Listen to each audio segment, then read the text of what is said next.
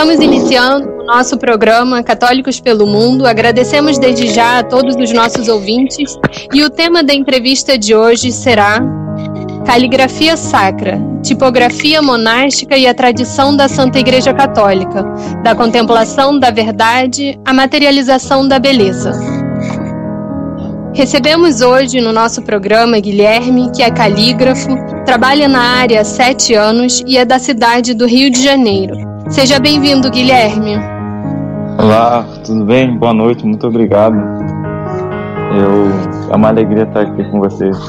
Esse convite para mim foi muito especial, muito bom.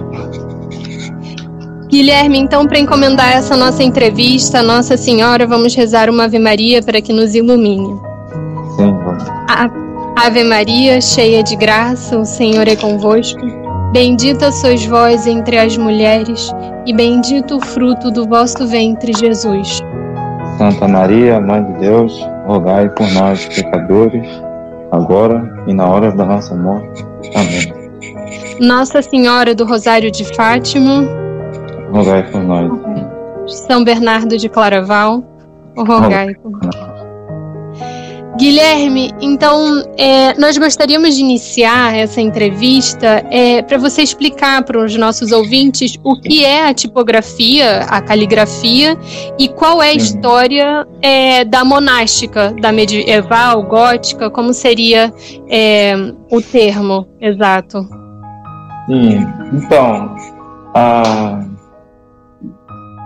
caligrafia, ela, inicialmente, ela foi criada para registrar coisas que são muito importantes e que as pessoas já...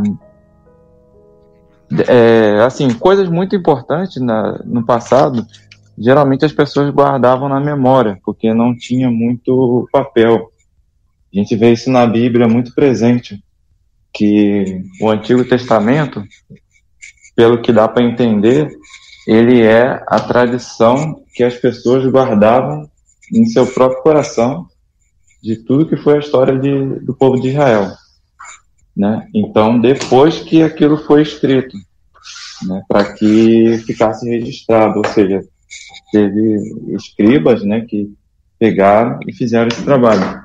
E isso aconteceu, e isso da caligrafia servia assim para registro importante.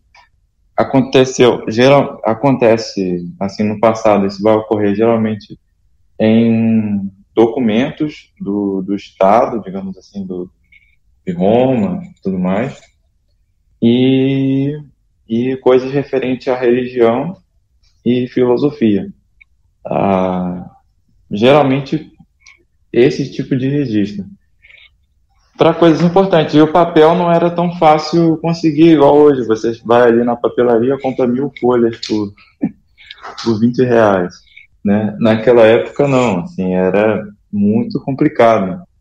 Tinham situações que eu lembro que quando eu estudei o monaquismo pacomiano, situações que as capas dos livros eram feitas com o resto de outras folhas que foram usadas, né? Então era algo bem raro de conseguir e caro, né? Então a caligrafia na Idade Antiga, ela começa, antiga assim, digamos lá, antes de Cristo,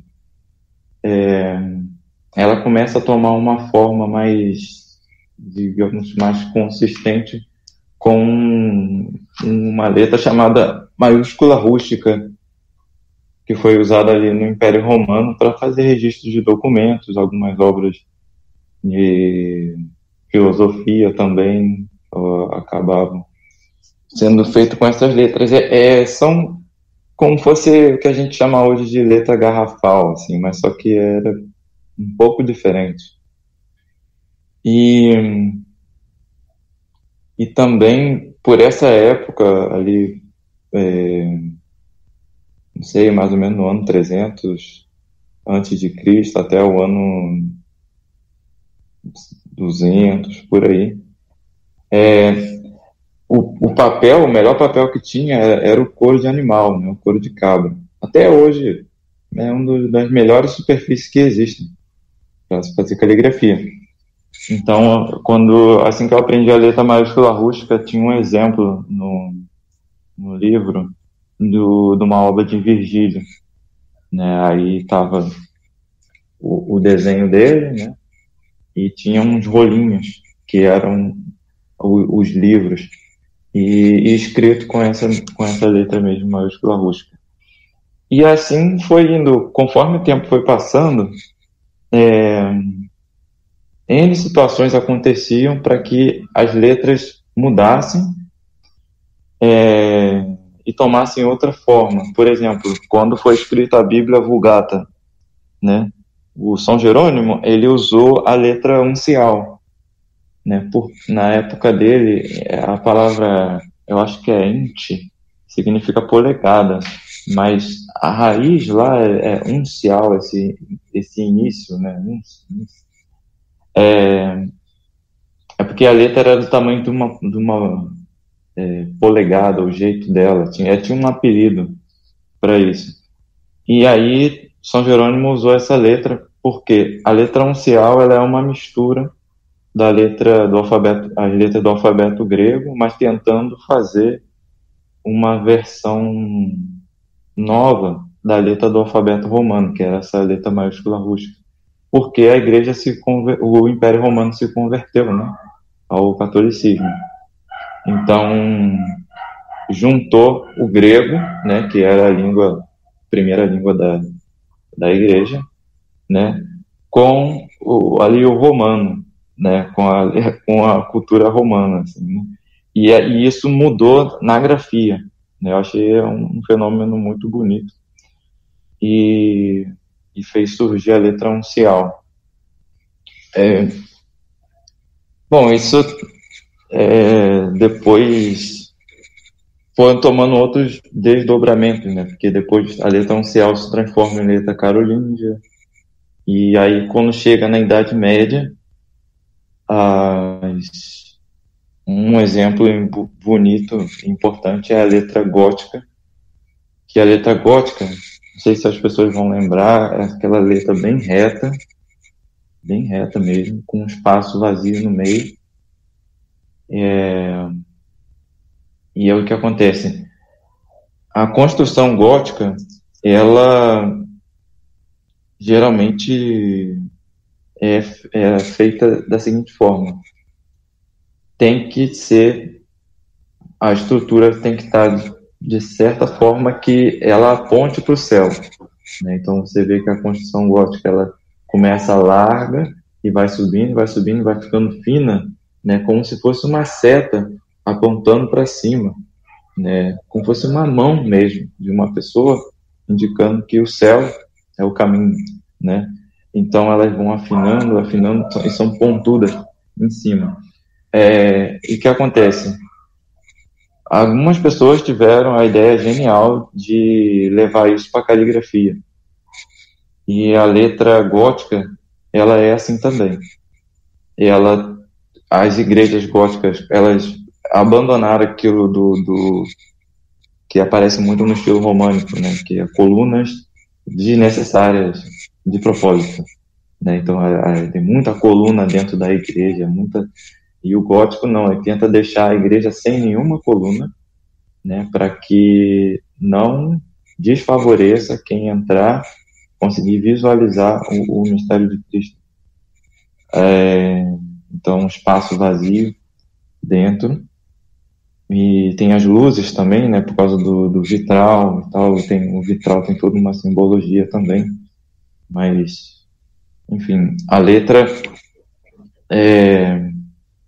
acompanhou a arquitetura. Eu achei um dado muito bonito quanto à letra gótica. E ela apareceu ali na Idade Média, né? Para mim, eu acho que é uma idade de ouro da igreja. Por mais que foi a época que teve a divisão lá com a igreja ortodoxa e tudo mais, mas foi uma idade de muitos santos.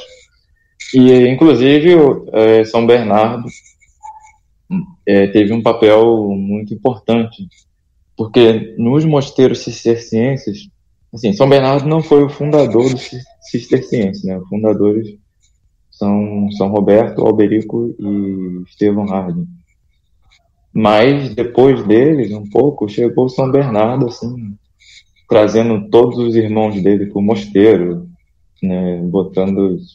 Chegou no mosteiro, ficou encantado com o que viu, chegou em casa e recrutou lá todos os irmãozinhos dele para a vida monástica.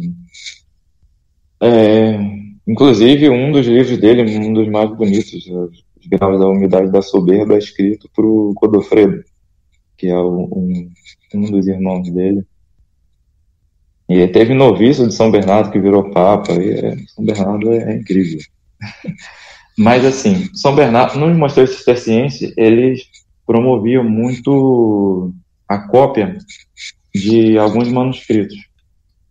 E, inclusive, as obras de São Gregório Magno. Então, tem aquela obra Moralia, né, as Morais de Jó, e as homilias do profeta Ezequiel também, que são lindíssimas. Livro de Santo Ambrósio. Então, essas cópias eram feitas dentro dos mosteiros cistercienses. E, assim, existiam os calígrafos, né, lá os copistas, mas também tinha as pessoas que participavam desse processo. Né? Então, tinha o irmão lá que matava as cabras, né? O que fazia o coro, os que escreviam, os que encadernavam, os que faziam as capas, os que entregavam, os que recebiam encomenda. Então, é toda uma estrutura assim, de empresa mesmo, porque os monges eram grandes empreendedores. Na Idade Média, eu acho que na época de São Paulo, eles eram pioneiros da malha, né, da lã, né, de toda a Europa. Ninguém batia os cistercienses. Dominava todo o mercado da lã, assim. E na caligrafia não era muito diferente, assim. Se as pessoas quisessem um manuscrito lá, os reis da época, eles iam nos mosteiros e era uma quantia caríssima. Assim, era um manuscrito, é o valor de um carro hoje, um carro do ano, né? Um livro, eu quero a Bíblia. A pessoa quer a Bíblia à mão.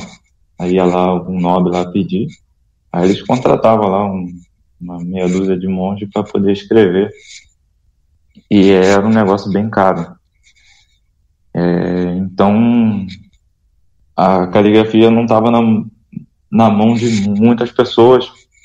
E o que acontecia em alguns mosteiros, por causa dessa dificuldade, né, os livros difundirem assim para as pessoas, né, e por ser um material caro, alguns mosteiros, como as cartuchas, até hoje, os monges cartuchos, eu fiz uma história assim, sobre isso alguns dias atrás, uns 4 dias atrás. O que eles faziam? Não só os cartuchos, mas outros mosteiros faziam isso também. Pegavam o saltério, né, ou o livro de hinos, seja lá o livro que foi, e faziam eles bem grandes. Assim, era mais fácil de mais pessoas lerem o mesmo livro. Então, ali estava ali grandona, tudo à luz de vela, luz de lamparina. Então, fazia um livro, vamos supor, a gente hoje tem um livro aí, digamos, um livro com um espaço grande, a folha tem 20 por 30 centímetros. E lá devia ter o dobro, às vezes o triplo. Se alguém vê uma vez uma foto no Pinterest, algum lugar assim, procurar lá liturgia na cartucha, algo assim, vão ver os monges com os livros imensos. E isso favorecia, porque 7 irmãos liam um livro só, e tudo casava, assim, né? Porque um livro grande, então isso dava um ar de nobreza, né? De dignidade, né? Para aquele material, e as pessoas tratavam os manuscritos com muito carinho, né? qualquer coisa escrita era tratada com muito carinho e feito com muita dedicação e muita beleza. Já hoje, como é muito fácil alguém escrever um livro, tirar uma xerox e tal, a gente já não tem essa reverência com um manuscrito. Às vezes, quando vê mesmo, assim, o professor Luiz Branco tinha falado uma vez que falou assim, as pessoas vão no Outback e gastam um dinheiro muito rápido e às vezes um dinheiro muito alto. E quando vê, às vezes, uma obra de arte, elas acham caro, né? E às vezes foi o mesmo que a pessoa gastou para comer. E ele ficava se perguntando, né, por que acontece isso? Isso ele diz na primeira aula do curso dele, eu achei muito interessante isso. E fiquei pensando nisso alguns dias, assim, valeu a pena a reflexão dele, assim, porque é o que acontece na época de hoje. Mas, assim, não é que as pessoas têm culpa disso, né, mas é como a nossa cultura hoje está. E assim eram os mosteiros cistercienses, né? Tinham esses grupos de copistas e eles tiravam uma renda com isso. A letra que era usada nesses mosteiros é chamada Clairvaux, apelidada, né, de Clairvaux, né, por causa de Claraval. Mas assim, os calígrafos chamam de gótica primitiva, que é uma mistura da letra gótica com a letra uncial. A letra uncial também participou aí da cópia da regra de São Bento, esses escritos da época ali de São Bento, por volta do ano 700, 800. Eu acho um pouco antes, né? E aí, depois que passou, né, essa época dos mosteiros cistercienses serem bem cheios, assim, tal, foi tendo necessidade, né, de ter uma grafia mais rápida.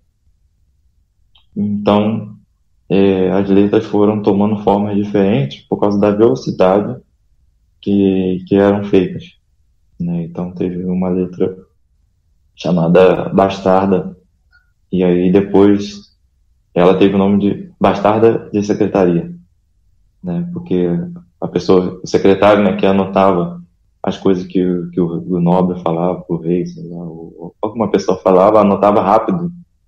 Então, a letra teve esse nome. E assim, eu aprendi essas coisas e fui aprendendo, né, as letras de caligrafia quando eu vivia em um mosteiro. Então, eu cheguei no mosteiro, eu já fazia grafite, né? Aí eu cheguei no mosteiro, mostrei pro irmão, falei, irmão, eu faço grafite, olha aqui, um tempo livre que eu tive lá. E aí ele viu os grafites, achou muito legal, assim, muito bonito.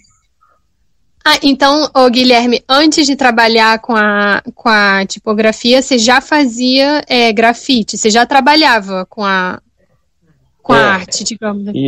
Isso. O grafite, não era um trabalho. Às vezes eu trabalhava com isso, mas eu pintava porque gostava mesmo. Eu e um grande amigo meu. E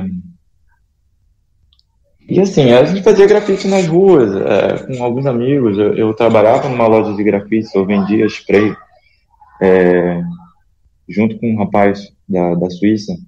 Ele montou uma loja de grafite em Madureira. E aí eu conhecia os amigos dele que vinham de Berlim, de Bangkok, um monte de lugares.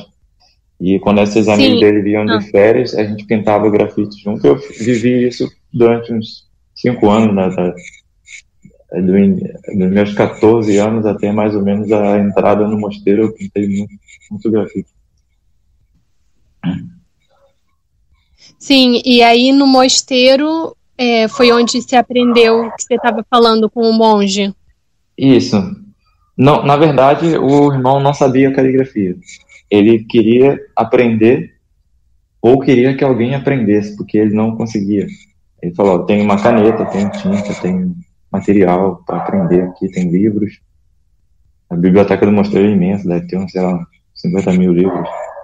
Aí eu falei, olha, vamos tentar aqui, vamos ver o que eu consigo fazer. Ele foi e me deu uma caneta de presente. Porque antes de eu entrar no mosteiro, eu visitava, né? Ficava lá 2 semanas, voltava para casa, ficava 2 meses em casa. Aí nesse tempo em casa, quando tinha algum tempo à tarde, geralmente, eu ficava tentando descobrir como é que funcionava aquela caneta. Inclusive, uma das canetas que ele me deu, por não saber usar, eu quebrei a caneta. Assim, a ponta, fui tentar botar tinta, forçar ela para ver se saía, usei no jeito errado, destruí a caneta. Aí, enfim, depois eu consegui uma outra presente deles de novo, aí eu já dominava melhor. E quando eu ingressei no mosteiro, em agosto de 2014, eu tinha uns dreads também, eu fui e cortei o cabelo, entrei no mosteiro. O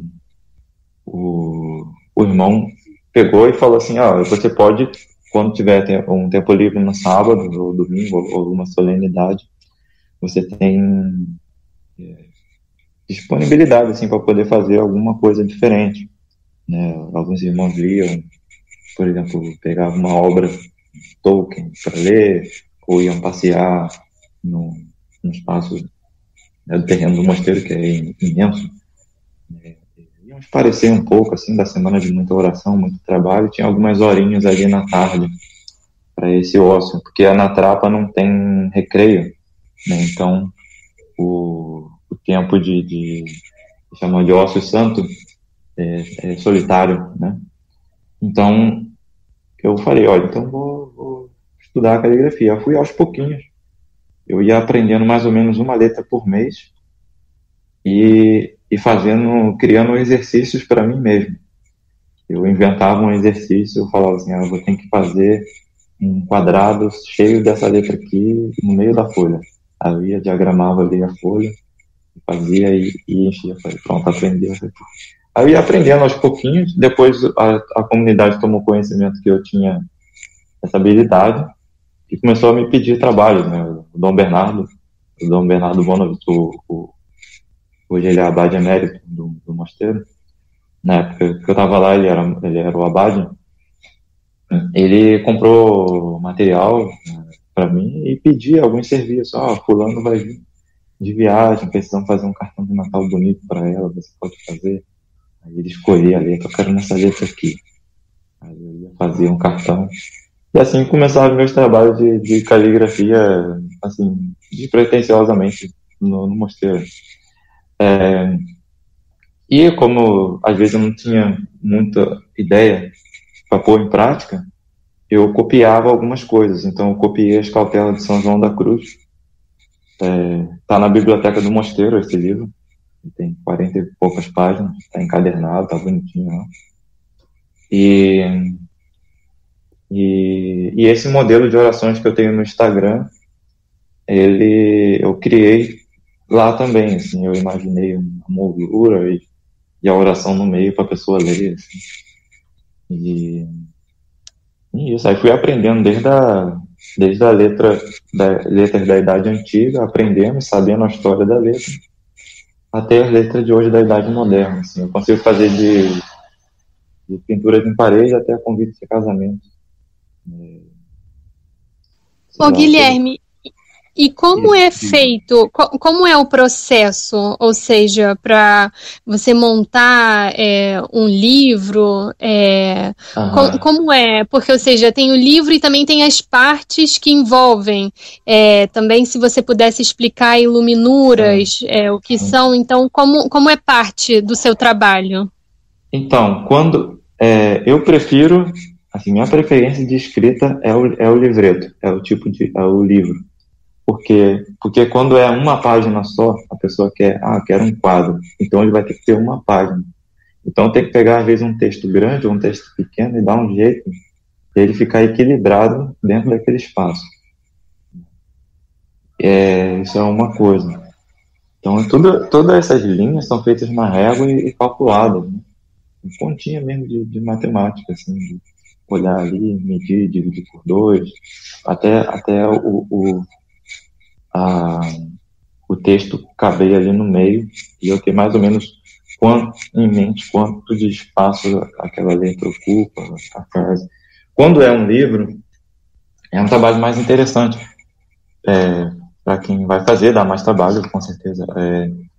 Pega uma folha, dobra ela no meio, né? E uma não, né? Eu divido em maços, né? Então eu pego ali. O livro vai tirar, por exemplo, o último que eu fiz teve 80 páginas. Então foram cinco partes, né? Cada uma com 4 folhas. Então uma folha dobrada no meio dá 4 páginas. Então deu 80. E aí, mas eu fui descobrindo isso conforme fui escrevendo. Achei que ia dar 60, achei que ia dar 70, o negócio deu 80 páginas. E eu faço uma diagramação. Essa diagramação, ela posso dizer que clássica, assim, porque os manuscritos antigos, eles davam um espaçamento próprio para a caligrafia. Vê que a caligrafia, ela não bate na ponta da folha, na borda da folha. Ela tem um espaço dentro da folha que ela ocupa e ela tem um espaço vazio em volta. Esse tipo de visão é mais ou menos a mesma visão que se tem da gente botar um quadro bonito numa parede vazia, né? Ou seja, uma parede muito cheia de coisa, você põe um quadro ali, ele perde o destaque totalmente. E a caligrafia precisa disso. Na folha, o texto precisa, a caixa de texto precisa estar num espaço vazio, dentro de um espaço vazio, ou embelezado por fora para que dê mais dignidade para o texto. E aí tem uma diagramação própria para encadernação. Eu dobro as folhas, separo em grupos. Aí vou escrevendo. Assim, na pele de cabra tem como errar e apagar, na folha já é mais difícil. Então, na folha comum não, a folha de papel mesmo, comum, ele é um material, entre aspas, perigoso para escrever, porque se algo der errado, o trabalho está perdido e tem que fazer tudo de novo. Na pele de cabra você consegue apagar com um bombril, né? E o material fica do mesmo jeito. Então, o melhor material para escrever, né, e para caso a pessoa errar na caligrafia ali, errar uma letra, uma palavra, é a pele de cabra. E foi muito usado. Hoje em dia uma folha é um pouco cara, mas o melhor material que tem. E assim, depois que o texto está pronto, leva para encadernar, né? Hoje, inclusive, estava vendo uma situação com um rapaz há pouco tempo, há poucos minutos atrás. Eu expliquei para ele, vai ser escrito, né? Depois que estiver pronto, eu levo para encadernar, depois que está encadernado, eu entrego para a pessoa. E usam para cerimônias especiais, para casamento, para algum voto que a pessoa vai fazer, ou alguma carta de profissão solene, aquelas cartas que os monges, quando vão fazer a sua profissão solene, põem debaixo do corporal, né? Isso também é feito em caligrafia. Mas, basicamente, o processo é esse: escolher a folha, fazer a diagramação, ver qual letra que vai ser usada e escrever. E quanto ao material, também é um material um pouco diferente, né? Os tipos de tinta não é fácil encontrar, pelo menos aqui no Brasil, mas tem lugar que vende. Pouquíssimas lojas, mas tem.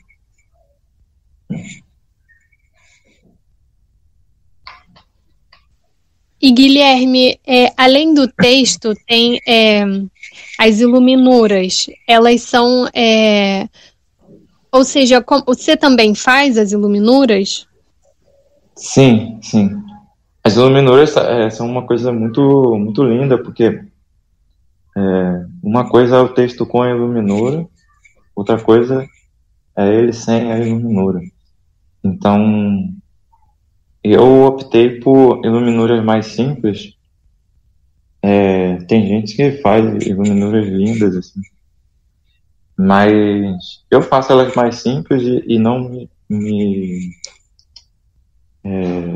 acabei assim fazendo muitos estudos sobre iluminura, nem muita prática de iluminura, porque quando eu aprendi a caligrafia do calígrafo Edward Johnston, ele viveu por volta do ano 1000. Assim, as obras dele de 1910, por aí. Ele nasceu por volta de final, né, do século XIX, início do século XX. Ele explicou uma coisa que eu achei interessante, que é o seguinte. Ele disse que se o foco do calígrafo for fazer bem as letras, ele vai aprender muita letra e vai progredir na grafia muito bem.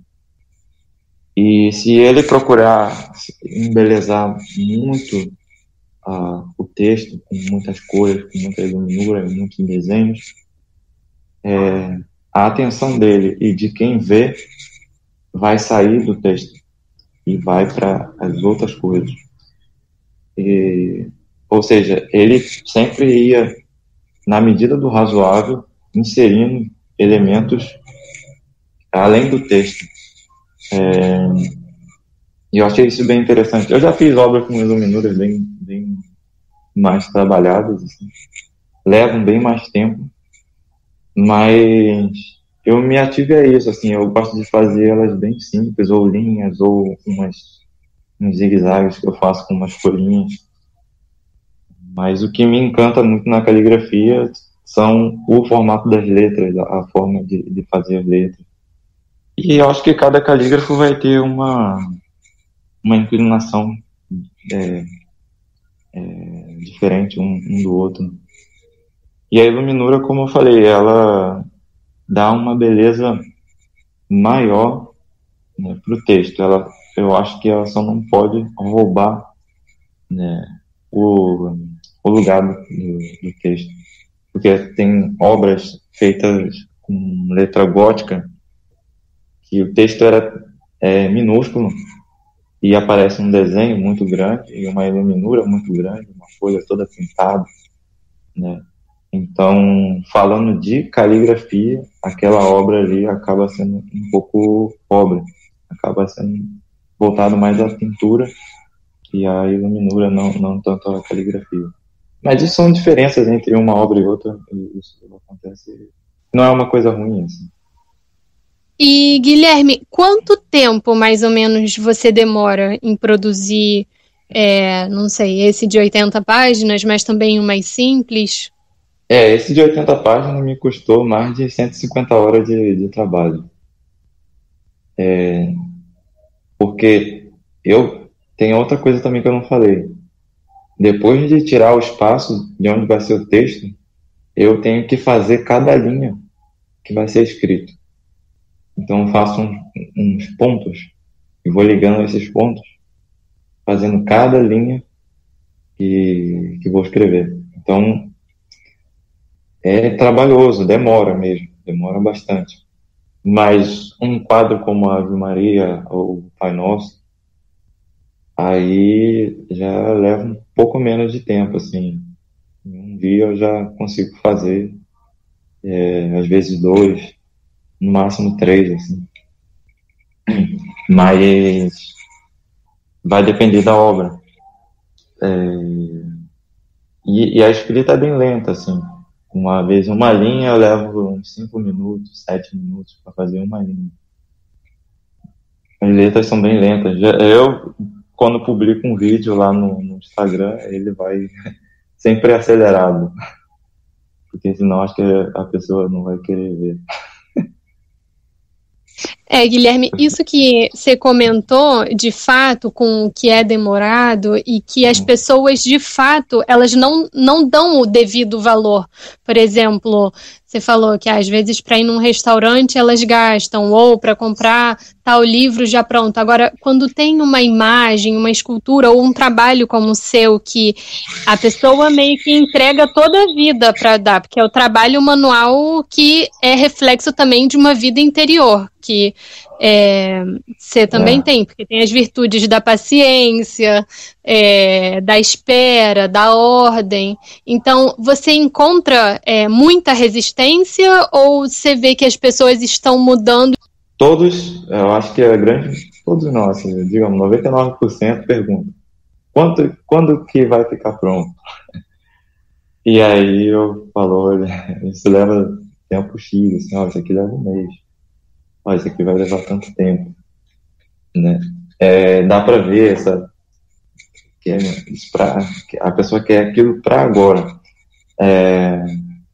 E assim, como você falou, exige bastante paciência para fazer caligrafia. Assim, um calígrafo, ou um escultor, um iconógrafo, ele necessita mesmo de paciência. Porque, por mais que haja ali um texto bem grande, eu não posso sair escrevendo rápido. Eu vou estragar o trabalho todo. Tem uma velocidade própria para esse tipo de obra ser produzido. Mas tem pessoas que entendem perfeitamente.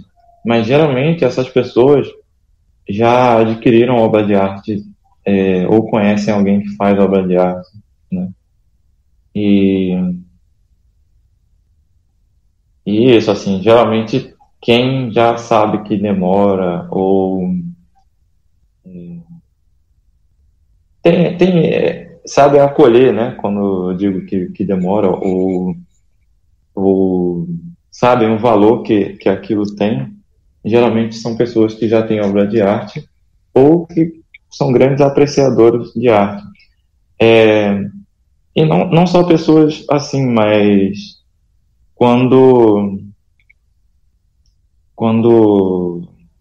percebem, né, que aquele tipo de coisa ali que ela viu, viu uma caligrafia, ou viu uma escultura, a pessoa se pergunta, né, quando olha, ela se põe uma pergunta: como que isso foi feito? Olha, que beleza que é isso aqui. Então, ela vai se pôr uma reflexão. Eu lembro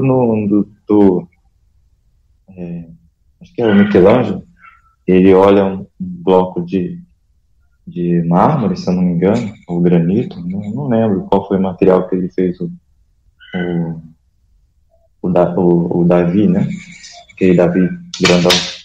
Ele falou assim, eu tô vendo o Davi ali dentro. Eu só tenho que tirar ele lá de dentro, né? E aí, e ele vai esculpindo, né? Ele leva muitos e muitos e muitos dias para tirar, né, o Davi, né, de dentro da pedra, né? E lá tá a obra até hoje, né? A pessoa olha chega ali na frente daquela obra. Eu nunca fui lá para ver pessoalmente, mas quem foi, que eu conheço, que foi lá e viu, fala que a primeira coisa que a pessoa faz é ficar quieto, né? Olha, se cala, né? Porque não só pela beleza da obra, mas quando a pessoa vê que foi alguém que fez aquilo, fica pensando, né, o que passava na cabeça dessa pessoa, como foi fazer isso? Será que foi difícil? Né? Enfim, eu acho que isso é uma coisa interessante de frisar o processo, né? Porque hoje em dia existem formas, então você derrete uma coisa, enfia na forma e sai. Então isso, por as pessoas já acostumarem com isso, acabam anestesiando um pouco aquela, digamos assim, a faculdade de apreciar uma obra. Mas isso serve para mim também, assim, não é uma coisa que eu posso dizer assim, isso não acontece comigo.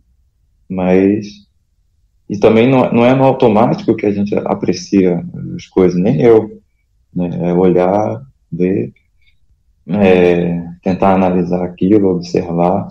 Porque eu conheci um monge que ele não sabia desenhar nada, mas ele apreciava a arte, ele faleceu. Eu tenho certeza que ele apreciava a arte muito mais do que eu, o Padre Félix, muito, muito mais. E de longe, assim, né? Ele sabia ver as coisas, ele via o que eu fazia melhor do que eu. Então, é toda uma coisa que a pessoa tem que ir sempre se perguntando e adquirindo esse hábito de observar mesmo, tentar se pôr no lugar de quem fez, né? E dizer você mesmo, né? O que é aquilo, o que aquilo te diz. Guilherme, e, bom, você é um autêntico copista vindo da Idade Média, com mais de 200 publicações no Instagram. Guilherme, a gente queria saber, já vamos encaminhando para o final, mas a gente queria saber como os nossos ouvintes podem entrar mais em contato com o seu trabalho, também quais são os planos para o futuro, para a divulgação do seu trabalho. Então, o meu Instagram, lá tem muita coisa que eu faço, né? Quase tudo tá ali.